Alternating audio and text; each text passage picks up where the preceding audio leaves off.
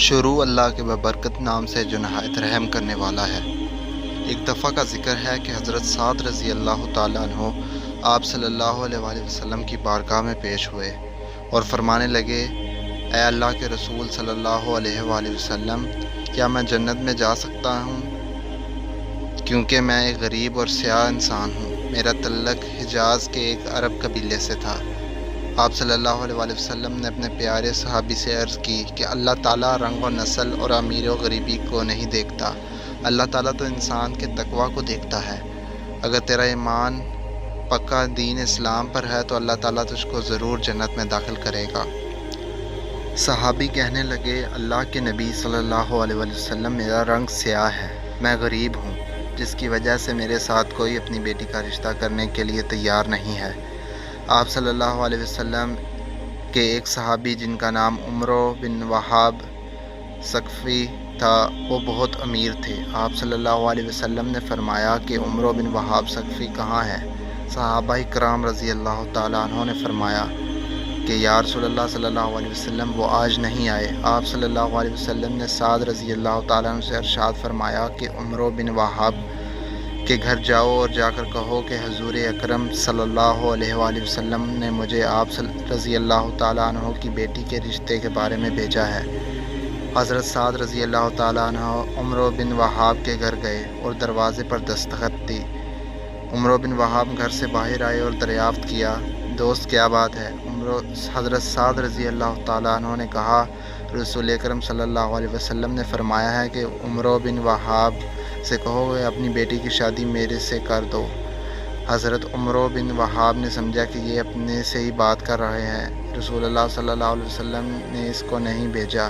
جب عمرو بن وہاب نے حضرت سعد رضی اللہ تعالیٰ عنہ کی بات سنی اور غصے میں آ گئے، آپ رضی اللہ تعالیٰ عنہ کو ڈانٹ کر گھر سے واپس جانے کو کہا۔ حضرت سعد رضی اللہ تعالیٰ عنہ بیچارے ڈر گئے تھے تو اندر حضرت عمرو بن وہاب کی بیٹی یہ سب باتیں سن رہی تھی۔ اس نے اندر سے آواز دے کر کہا، ابا جان کیا کر رہے ہو؟ نبی کریم صلی اللہ علیہ وسلم کے بھیجے گئے بندے کو کیوں واپس کر رہے ہیں؟ مجھے یہ رشتہ منظور ہے کیونکہ میرے نبی کریم صلی اللہ علیہ وسلم اس رشتے پر راضی ہیں۔ مجھے کالے اور غریب کی کوئی پرواہ نہیں ہے۔ ابا جان ایسا مت کریں، اگر نبی کریم صلی اللہ علیہ وآلہ وسلم ناراض ہو گئے تو ہم تباہ ہو جائیں گے۔ اس بیٹی نے اپنے باپ کو کہا کہ اے ابا جان، میں حضرت سعد کے ساتھ شادی کرنے پر رضامند ہوں۔ آپ اپنی بیٹی کی بات سن کر حضرت عمرو بن وہاب رضی اللہ تعالیٰ عنہ بھاگے حضرت محمد صلی اللہ علیہ وسلم کے پاس پہنچے۔ نبی کریم صلی اللہ علیہ وآلہ وسلم نے فرمایا، اے اللہ کے نبی صلی اللہ علیہ وآلہ وسلم، مجھ سے غلطی ہو گئی ہے، فرمائیں میرے لیے کیا حکم ہے؟ رسول اللہ صلی اللہ علیہ وسلم نے فرمایا کہ اپنی بیٹی کا نکاح حضرت سعد رضی اللہ تعالیٰ عنہ سے کر دو۔ حضرت عمرو رضی اللہ تعالیٰ عنہ نے فرمایا، اے اللہ کے رسول صلی اللہ علیہ وسلم، آپ نکاح پڑھائیں۔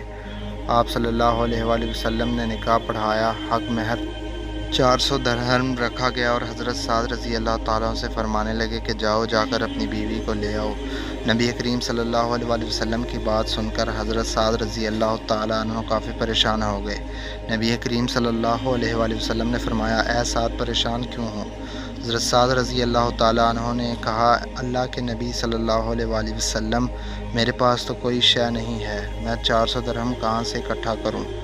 آپ صلی اللہ علیہ وآلہ وسلم نے فرمایا، فکر مت کرو، آپ علی، عبد الرحمن اور عثمان رضی اللہ تعالیٰ عنہ کے پاس جاؤ اور تینوں سے 200 درہم لے آؤ۔ 400 درہم حق مہر ادا کر دینا اور 200 درہم کی کوئی ضروریات کی چیز لے لینا۔ حضرت سعد رضی اللہ تعالیٰ عنہ رسول اللہ صلی اللہ علیہ وسلم کے حکم کے مطابق تینوں کے پاس گئے اور حضرت محمد صلی اللہ علیہ وسلم کا پیغام دیا۔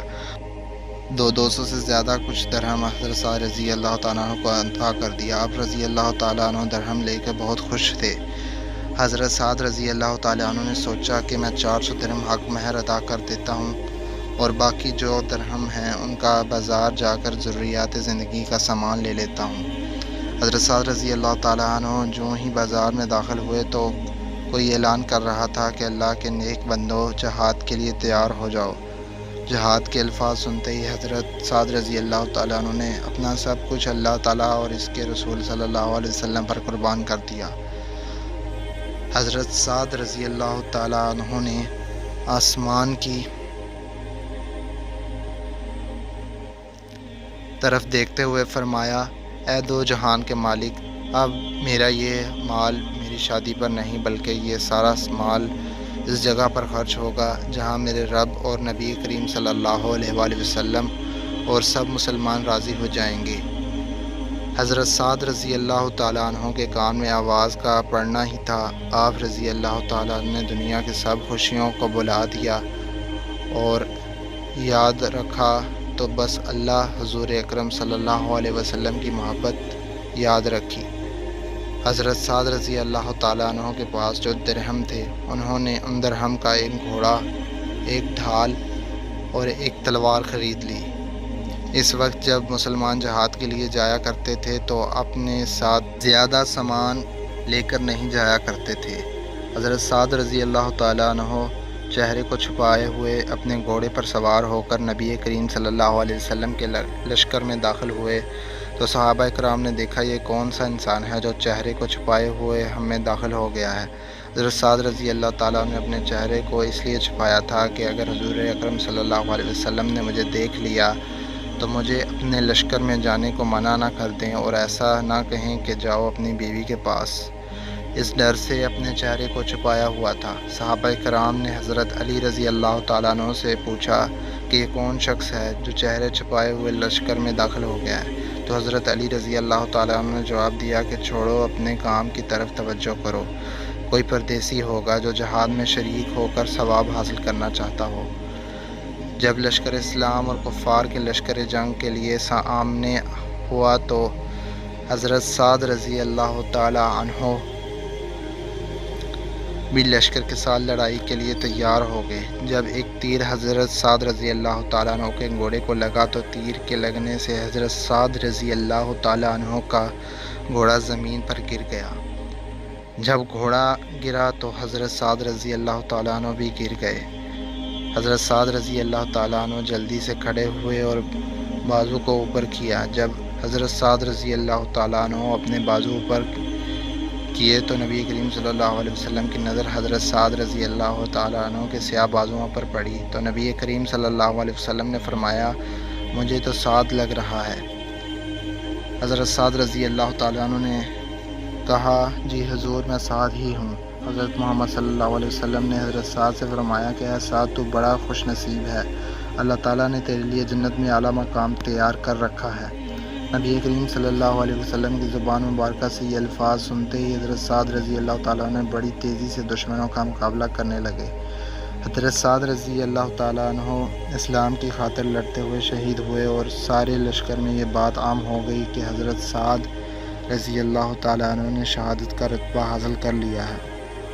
لشکر سے آواز بلند ہوئی کہ حضرت سعد رضی اللہ تعالیٰ عنہ شہید ہو گئے ہیں تو نبی کریم صلی اللہ علیہ وآلہ وسلم حضرت سعد کے پاس گئے اور حضرت سعد رضی اللہ تعالیٰ عنہ کے سر مبارک کو اپنی گود میں رکھا اور آنکھوں سے آنسو جاری تھے۔ حضور اکرم صلی اللہ علیہ وآلہ وسلم نے روتے ہوئے فرمایا کہ اے سعد، اللہ کے حضور تیرا یہ عمل بہت پسند کیا گیا ہے۔ اللہ اور نبی اکرم صلی اللہ علیہ وآلہ وسلم تیرے اس عمل پر بہت رضامند ہیں۔ اللہ تعالیٰ تجھے جنت میں اعلیٰ مقام عطا فرمائے گا۔ اللہ اکبر۔ یہ جذبہ ایمانی کہ اپنی شادی کی پہلی رات کو بھی جہاد بے قربان کر دیا اور شہادت نوش فرمائی۔ اللہ کریم ہمیں بھی ایسا ہی جذبہ عطا فرمائے، آمین ثم آمین۔ دوستو، اگر آپ کو یہ آج کی ویڈیو پسند آئی ہو تو میرے چینل کو سبسکرائب لازمی کریں۔